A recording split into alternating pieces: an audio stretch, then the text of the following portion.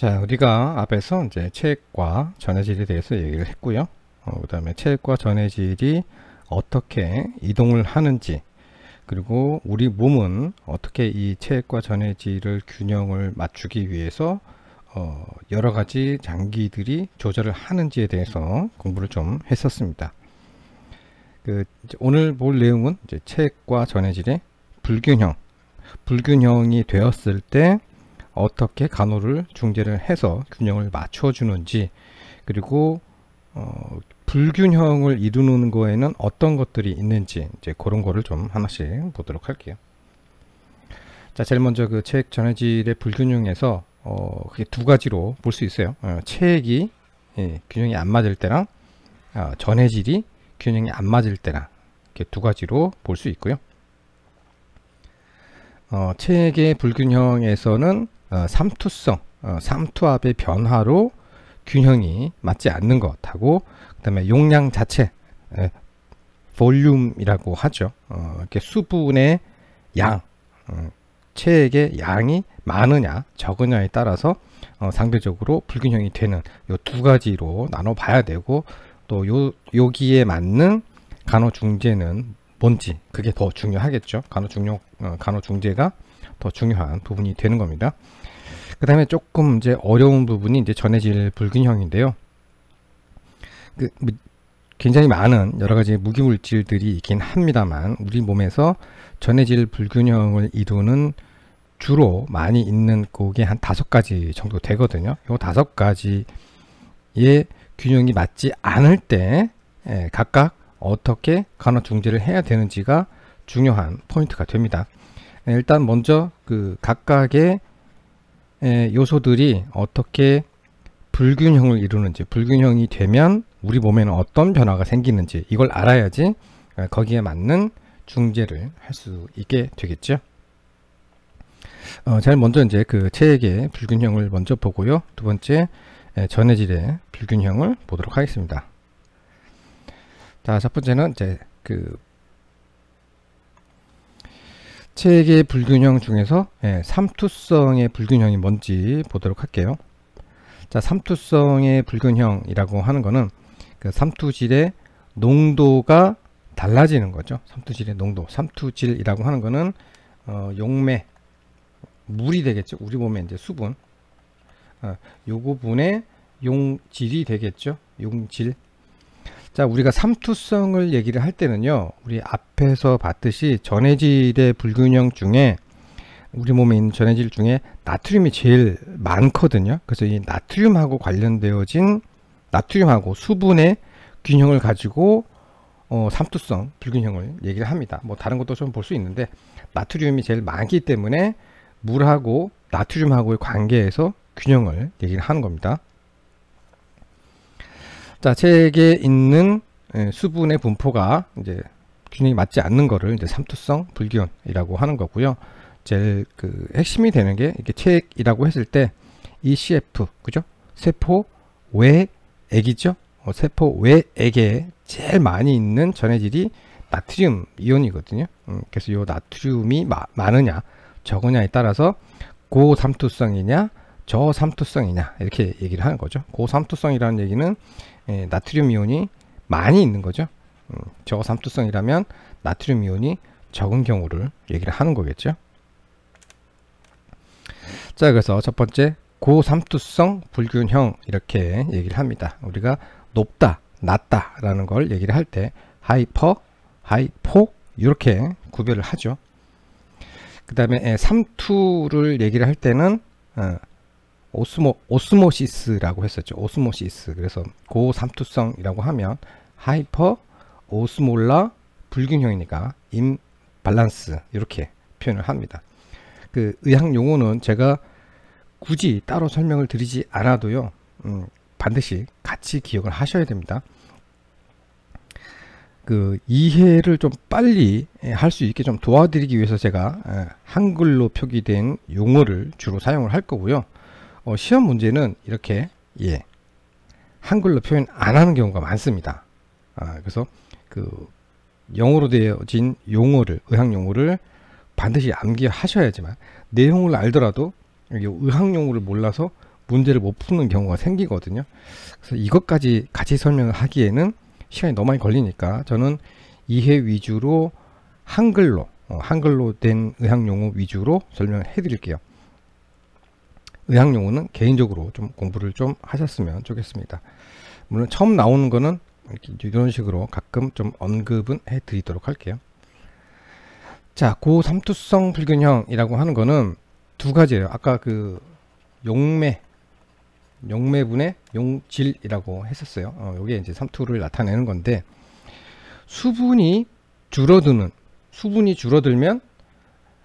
녹아있는 용질은 주로 이제 나트륨을 얘기를 합니다. 나트륨이 상대적으로 많게 보이죠. 그죠? 이럴 때도 고삼투성이 되는 거고, 그 다음에 용질, 나트륨 자체가 많아질 경우에도 고삼투성이 되는 거죠. 그러니까 물에 소금이 많이 녹아 있느냐, 소금은 그대로인데 물이 많으냐, 이렇게 되는 거죠. 그러면은 물이 적은 게 되겠죠. 물이 적어지고 나트륨은 많아지고, 그죠? 둘 다 되면 훨씬 더 농도가 높아지겠죠. 이제 이럴 경우를 고삼투성 이렇게 이해하시면 됩니다. 다른 말로 바꾸면 세포 외액의 고삼투질 상태다. 즉 물이 짠 물이다, 이런 뜻이에요. 그래서 이제 고장액이라고 표현을 합니다. 그림을 간단하게 좀 그리면요, 이게 혈관이라고 하고, 혈관하고 조직세포가 있고요. 조직세포 사이가 간질강이 되는 거죠. 세포 외액이라고 하는 거는 혈관하고 세포 바깥에, 그죠? 요 부분을 전부 다 ECF라고 얘기한다고 했었죠. 세포 밖에 나트륨의 농도가 높다, 이렇게 이해하시면 되겠죠. 자, 여기서 나트륨 이온이 많이 있다 라고 했을 때, 세포 안에보다 세포 밖에가 나트륨이 더 많기 때문에 여기가 더 짠물이 되는 거죠.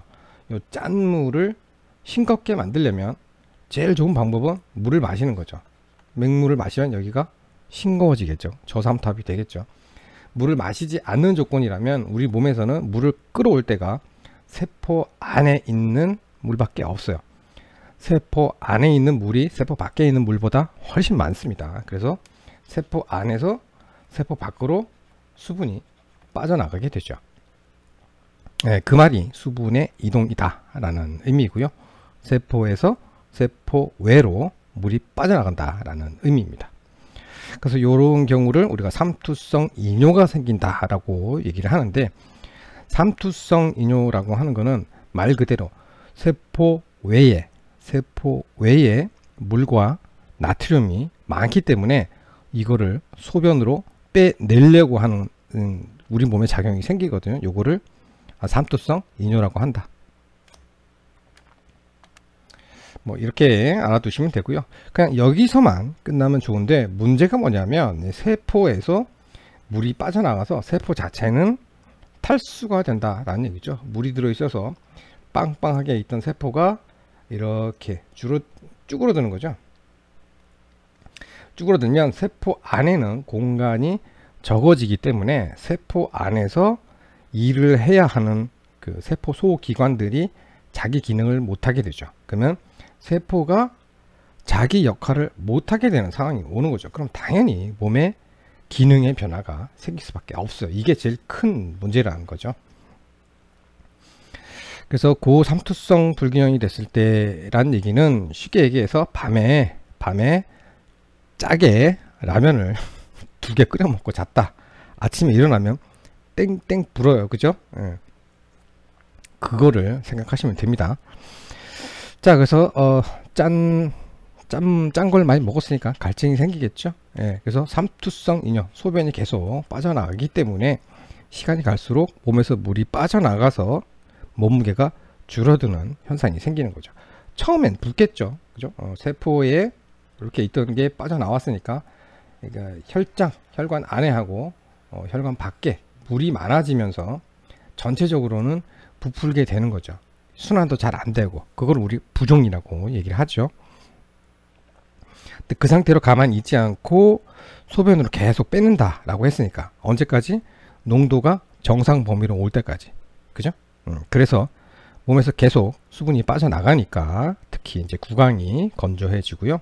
안구가 함몰한다. 함몰한다는 얘기는 조직이 제가 쭈그러든다고 했었죠. 다른 신체 조직보다 특히 눈은 굉장히 빠른 그 신경 반사작용이 일어나야 되죠. 그죠? 그래서 위험한 상황을 체크해서 피하기도 하고, 그게 생명을 유지하는 데 굉장히 중요한 역할을 하는 게 또 눈의 역할이기 때문에, 이렇게 그 빨리빨리 움직이려면 대량의 혈액이 공급이 돼야지만 가능합니다. 무슨 얘기냐면 안구 주변에는 굉장히 모세혈관이 많다는 뜻이에요. 일을 많이 하는 애는 에너지를 많이 쓰기 때문에 에너지를 많이 공급받기 위해서 혈관이 굉장히 많아요. 근데 아침에는 땡땡 부어있죠. 라면 먹고 자면. 근데 이게 소변으로 계속 빠져나가니까 들어오는 애도 많지만 나가는 애도 많기 때문에 눈이 쑥 들어가는 그런 효과가 생긴다라는 거죠. 혀도 이제 그 몸에 물이 많으면 혀도 붓거든요. 퉁퉁 불어요. 근데 이제 여기도 수분이 빠져나갔으니까 쪼그라들게 되는 거죠. 그래서 혀가 갈라지는. 당연히 피부도 탄력이 떨어질 수밖에 없어요. 나이가 들면 피부 조직에 수분을 많이 흡수할 수 있는 능력이 떨어지기 때문에 나이가 들면 주름이 생기고 하는 것도 다 이런 피부 탄력성하고 관련이 있어요. 피부 탄력성은 무조건 수분하고 관련이 있습니다. 여기는 일반적인 상식적으로도 알 수 있는 부분이고요. 문제가 되는 게 이 부분입니다. 신경학적 증상이 생기게 되는데요. 자, 요게 다른 일반 눈에 있는, 눈 주변에 있는 조직이며 안구가 함몰되고 혀도 갈라지고 구강이 건조해지고 피부가 탄력이 떨어지는 이런 현상이 생기는데, 이게 만약에 뇌에 있는 뇌세포, 뇌세포라고 생각을 해보세요. 뇌세포에 물이 빠져가지고 쭈글쭈글해졌어요. 뇌 기능이 정상적으로 작용을 못하겠죠. 그래서 뇌 기능에 문제가 생기기 때문에 불안한 감정이 생기는 거고요. 안절부절하고요. 그다음에 선막 막 헛게 보이고, 그죠? 그다음에 헛소리 막 하고, 그다음에 경련이 일어나는, 이렇게 근육의 어떤 에너지 공급이 정상적으로 안 되니까 자기 마음대로 움직이는 거죠. 그게 바로 경련이 되는 거죠. 이게 그냥 일반 근육이면 괜찮은데 뇌세포가 이런 현상이 생겼을 때 이게 그 의식의 변화가 생긴단 말이죠. 그래서 위험한 상황이 되기 때문에 이 고삼투성 불균형이라는 게 굉장히 중요하다, 이렇게 볼 수 있는 겁니다.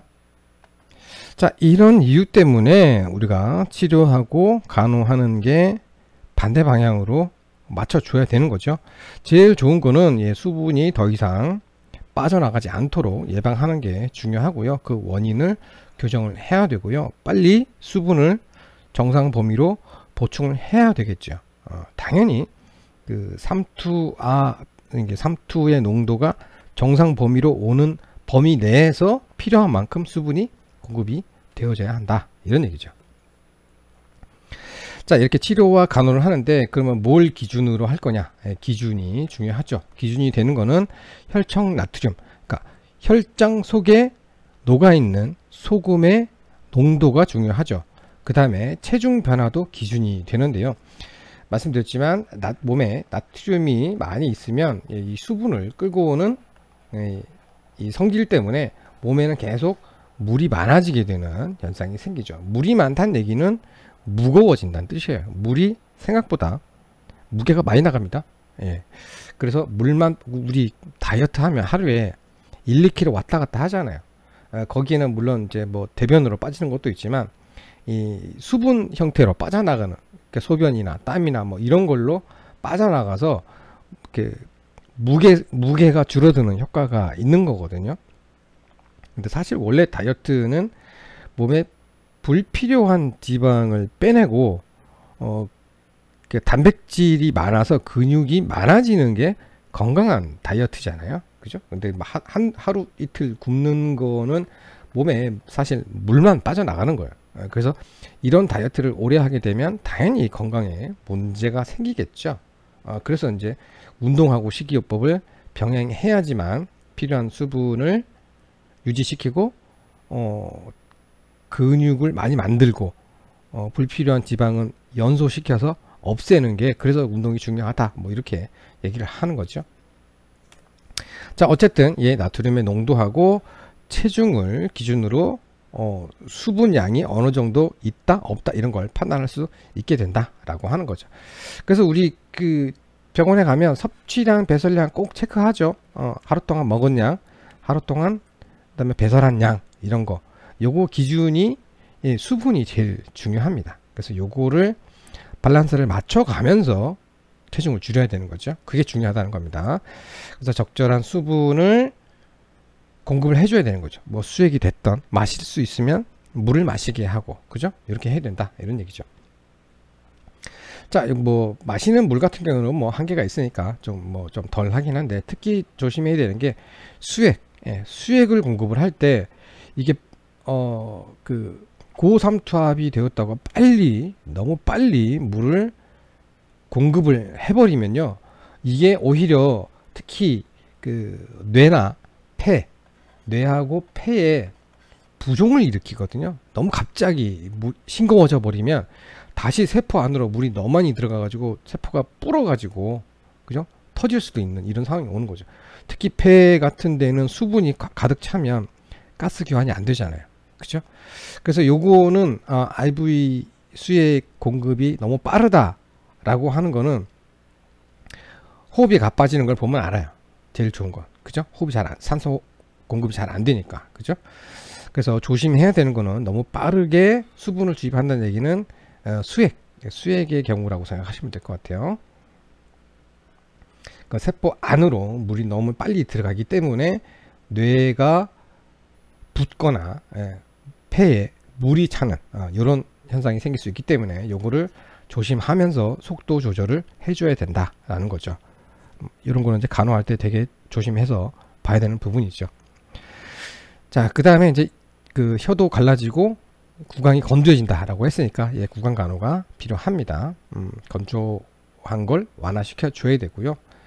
요거는 이제 환자의 상태에 따라서 수분을 줄 수도 있고, 수분을 공급하면 그러니까 물을 마시면 안 되는 상황일 수도 있잖아요. 그래서 거기에 맞춰서 구강 간호를 해줘야 된다, 이런 얘기고요.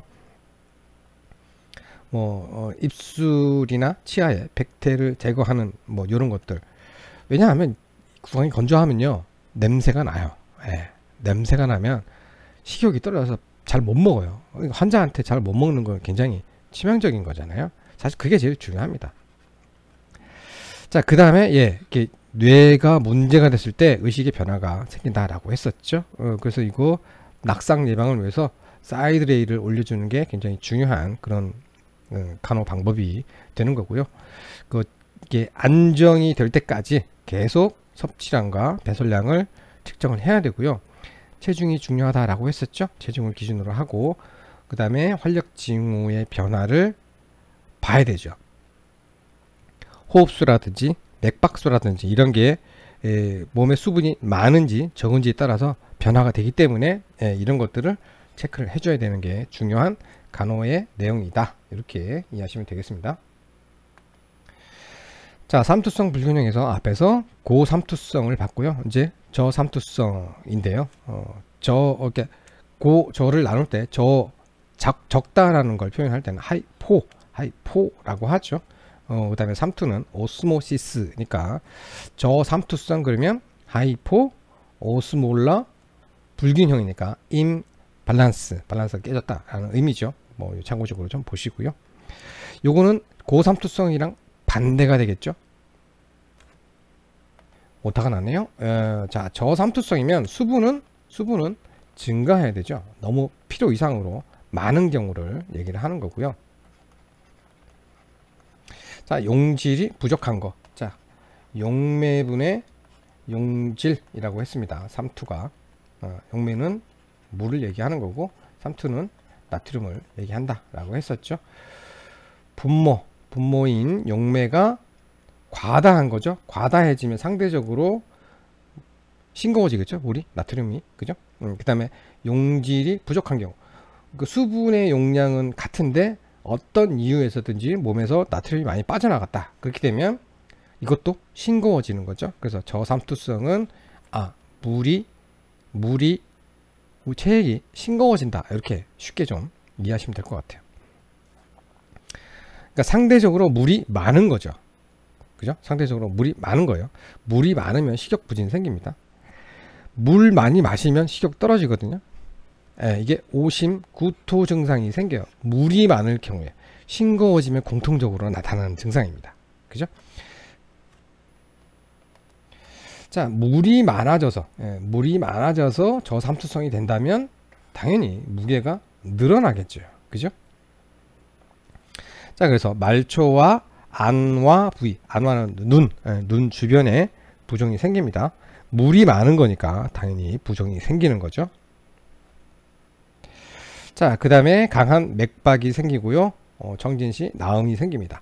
강한 맥박이 생기는 거는 우리 몸에 그 심장이 들어오는 피의 양이 많을 경우에 심장은 강하게 뜁니다. 자동으로 되어져 있어요. 그래서 혈액순환이 안 되는 사람은 심장으로 들어오는 혈액의 양이 적기 때문에 맥박이 약해져요. 세게 뛸 이유가 없어요. 뭔 말인지 알겠죠? 들어왔을 때 많이 들어오면 얘가 부피가 늘어나겠죠. 부피가 늘어나는 이 사인을 기준으로 많이 들어왔네, 많이 보내야 되겠네 라고 이게 자동적으로 생긴다라는 거죠. 그래서 맥박이 강하게 뛰는 거는 들어오는 혈류량이 많기 때문이다. 이렇게 이해하시고요. 정진시 나음이 들린다. 나음이라는 얘기는 수분이 많아가지고 폐나 기관지에 수분이 많이 있는 거죠. 수분이 많이 있어서 공기가 지나갈 때 부딪히는, 물에 부딪혀서 나는 소리가 나음이거든요. 그다음에 물이 많은 경우에는 물이 보글보글 끓을 때 나는 수포음이라고 하죠. 그래서 이런 수포음, 나음이 들리는 게 저삼투성의 불균형에서 나오는 청진시 나오는 소리다. 이렇게 좀 보시고요. 호흡이 짧아진다. 이건 숨이 가쁘다는 얘기죠. 폐에 수분이 많이 있으면 산소 교환이 빨리빨리 안 됩니다. 그죠? 그래서 숨이 차서 호흡이 짧아진다. 이렇게 이해하시면 될 것 같고요. 자, 그 다음에 갑작스런 저삼투성 상태가 된다.